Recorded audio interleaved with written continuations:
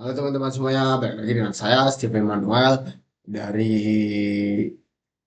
Universitas Diponegoro, Sekolah Vokasi dari Program Studi Teknologi Rekayasa Otomasi. Nah, di sini saya ingin menjelaskan mengenai fundamental C++ 2. Yang sebelumnya itu saya sudah menjelaskan fundamental C++ yang pertama. Langsung aja kita lanjut masuk ke dalam videonya. Nah, di sini kita terdapat daftar isinya. Yang pertama itu ada if. Kita ingin membahas else, dan logika Boolean. Lalu yang kedua itu kita membahas looping for, while, do while, dan iterasi array. Lalu yang ketiga itu ada latihan program dengan program rata-rata nilai dan tabel perkalian. Lalu yang keempat perbedaan parameter by copy dan by reference. Yang kelima itu ada prototype fungsi dengan contoh.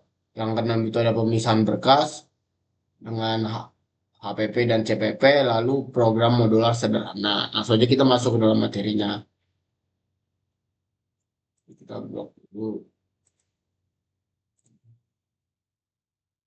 Nah, di sini ada else if, dan else logika dan boolean. Nah, apa itu yang if atau else dan logika boolean? Yaitu adalah percabangan mengarahkan alur program berdasarkan kondisi. Rantai if yaitu ke else if, dan else if itu ke else. Nah, mengevaluasi kondisi dari yang paling spesifik hingga default. Sementara type bool menyimpan hasil logika untuk dipakai ulang. Nah, konsep utamanya itu setiap blok if dievaluasi secara berurutan sampai kondisi terpenuhi. Yang kedua itu else, menangani semua kemungkinan yang tidak masuk dalam kondisi sebelumnya. Yang terakhir itu ekspresi perbandingan mengembalikan nilai boolean sehingga bisa disimpan di variabel. Nah, di sini sudah ada contoh kodenya, yaitu ada yang pertama itu ada CPP untuk memisah yang ini, yang CPP untuk pemisahan berkas. Lalu kita masuk ke dalam if.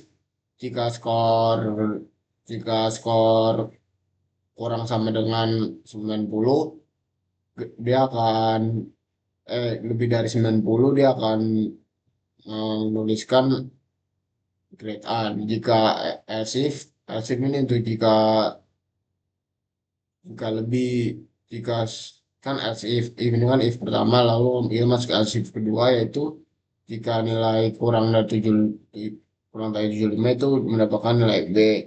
Else if jika nilai kurang dari 60 itu mendapatkan grade C, dan else ini dia akan ngeprint nilai kurang dari 60 ke bawah itu adalah nomor D. Nah, dia akan menuliskan bool. Ini adalah sebuah apa sih? Integer ya. Jika dia lulus, dia akan dikatakan lulus. Lalu kalau status lulus ya atau tidak. Nah, kita masuk ke dalam looping for, while, do while, dan iterasi array. Nah, loop memungkinkan eksekusi berulang. For, while, dan do while memiliki gaya evaluasi kondisi berbeda. Namun, semuanya dapat digunakan untuk menelusuri array.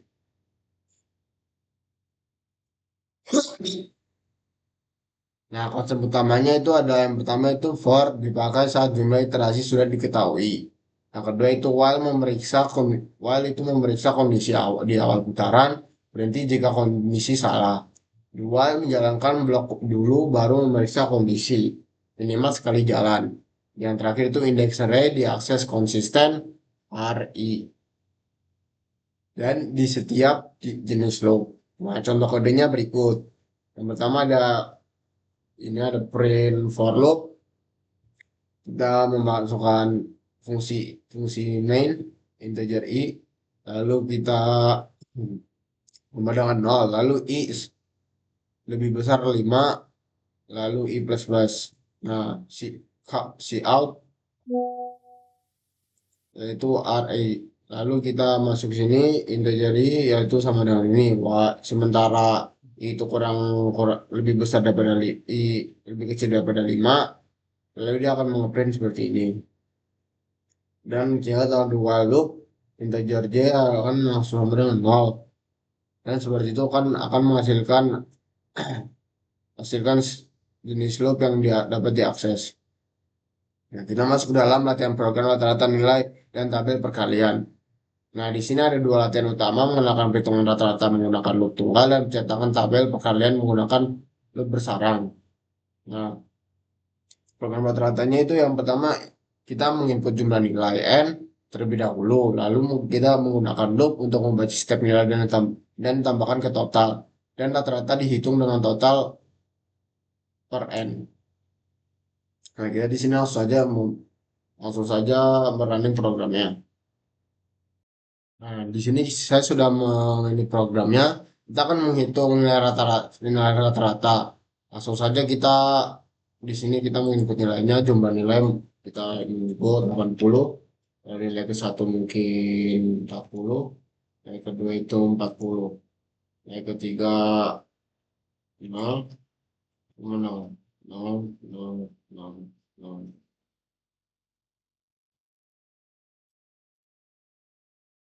Tahu bisa mengulangi programnya.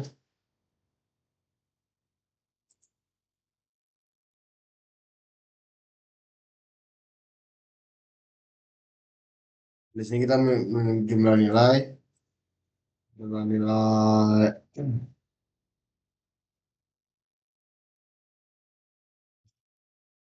nilai kita mungkin mengimpor 200, 500. Ini kita nulis 50, 50, 50, 25, 25, 50, 25, 25, 25,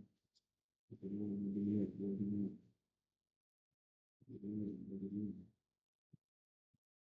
25, terus sampai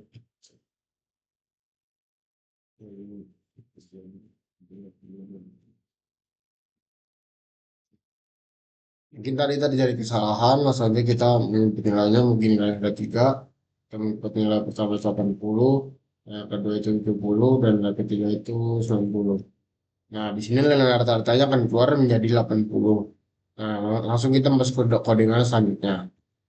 Nah, di sini mungkin saya menjelaskan dulu ini tabel perkalian. Nah, di tabel perkalian ini ada dua loop bersarang dan tabel n kali n.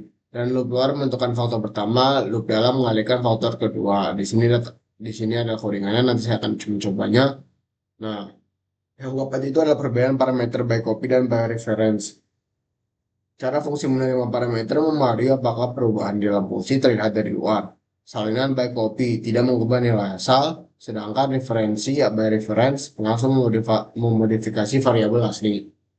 Nah, konsep utamanya itu ada void tambah copy atau in A, yaitu menerima salinan sehingga A hanya variabel lokal. Lalu yang kedua itu void tambah ref, yaitu in and A menerima referensi di operator dan memastikan A menunjukkan variabel pemanggil. Yang terakhir itu gunakan referensi saat ingin menghemat salinan besar atau memodifikasi argumen. Contoh kodenya ini. Langsung kita masuk ke dalam 5 yaitu prototype fungsi dengan contoh. Prototype akan mendeklarasikan tanda-tanda fungsi sebelum dipakai. Hal ini memisahkan deklarasi dari implementasi menjaga kompiler mengatur fungsi yang akan dipanggil. Nah, konsep utama itu prototype biasanya ditempatkan di bagian atas atau di header. Implementasi dapat berada di akhir file atau berkas terpisah. Memanggil fungsi cukup menyertakan header karena kompiler sudah tahu bentuknya. Ini adalah contoh kodenya. Mungkin nanti saya di akhir setelah saya menjelaskan akan saya running. Nah, yang keenam itu ada pemisahan berkas HPP dan CPP. Header menyimpan deklarasi, sedangkan file implementasi membuat definisi. Pemisahan ini meningkatkan modularitas, mengurangi duplikasi, dan mempercepat kompilasi ulang.